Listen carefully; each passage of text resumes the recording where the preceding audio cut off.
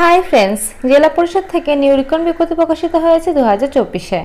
কুচবিহার জেলা পরিষদ থেকে নোটিশটি পাবলিশ করা হয়েছে। বাঁদিকে মেমো নাম্বার শো করছে, ডান দিকে ডেটেড 12ই আগস্ট 2024 থেকে নোটিশটি পাবলিশ করা হয়েছে। নোটিশ অনুসারে বলা হচ্ছে ওয়াক ইন ইন্টারভিউ। তো এখানে ফার্স্টে জানিয়ে রাখি, এই জেলা পরিষদের যে নিয়োগটা করা হচ্ছে এখানে শুধুমাত্র কিন্তু ইন্টারভিউর মাধ্যমে নিয়োগটা হবে, কোনো রকম কিন্তু রিটেন এক্সাম তোমাদের লাগবে না। তো শুধুমাত্র ইন্টারভিউর মাধ্যমে তোমাদের নিয়োগটা হবে, আর সেই ইন্টারভিউটা তোমাদের হবে 24 তারিখে, 24/8/2024 তারিখে তোমাদের ইন্টারভিউটা হবে 12টার দিকে। কিন্তু তোমাদের 10টার মধ্যে কিন্তু পৌঁছে যেতে হবে, 10টার মধ্যে তোমাদের পৌঁছে যেতে হবে তোমাদের হচ্ছে সেই হলে। অর্থাৎ দেখো এখানে মিটিং হল, এই যে walk in interview hold 24/8/2024 12টা PM, দেখো ফ্লোর মিটিং হল কুচবিহার জেলা পরিষদ। এই যে ঠিকানাটা বললাম, এই ঠিকানায় যে মিটিং হলটা রয়েছে সেখানে কিন্তু তোমাদের পৌঁছে যেতে হবে 10টার মধ্যে।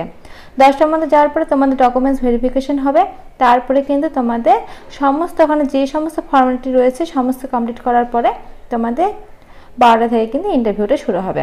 ইন্টারভিউ সমস্ত কোশ্চেন অ্যান্সার ঠিক দিলে কিন্তু তোমরা এই জবটি পেয়ে যাবে। আচ্ছা, এই রিক্রুটমেন্টটা কিন্তু তোমাদের কন্ট্রাকচুয়াল বেসিসে হবে। দেখো সেকেন্ড লাইনে তোমাদের বলা আছে কন্ট্রাকচুয়াল বেসিসে হবে, কিন্তু প্রত্যেক বছর তোমাদের কিন্তু রিনিউয়াল হবে। অর্থাৎ তোমাদের যে কাজের যে পারফরমেন্স, তোমরা যেমন কাজ করবে তার উপর ডিপেন্ড করে কিন্তু রিনিউয়াল হয়ে তোমরা কিন্তু এই জবটা তোমাদের থেকে যাবে। তোমরা যদি ভালো কাজ করো তো সেই হিসাবে কিন্তু তোমাদের জবটা থেকে যাবে।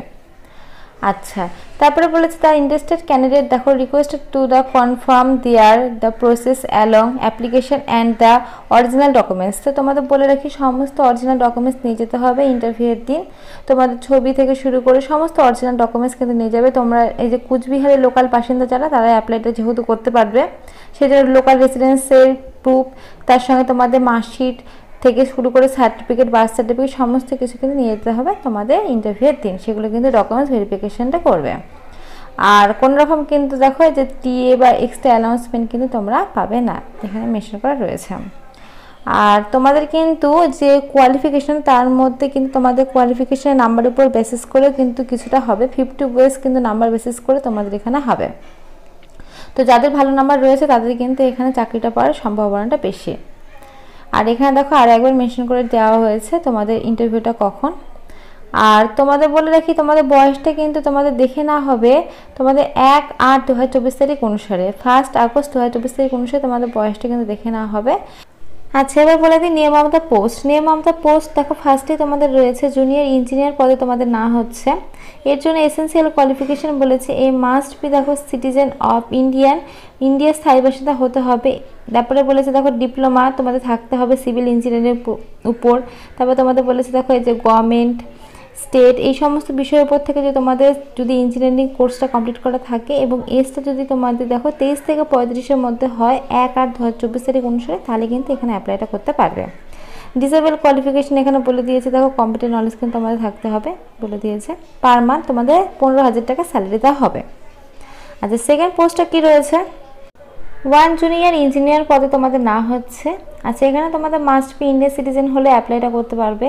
ডিপ্লোমা থাকতে হবে বি ইন তোমাদের electrical engineer from the any counselling board of the recognize by the state government থেকে, তাহলে তোমরা অ্যাপ্লাইটা করতে পারবে।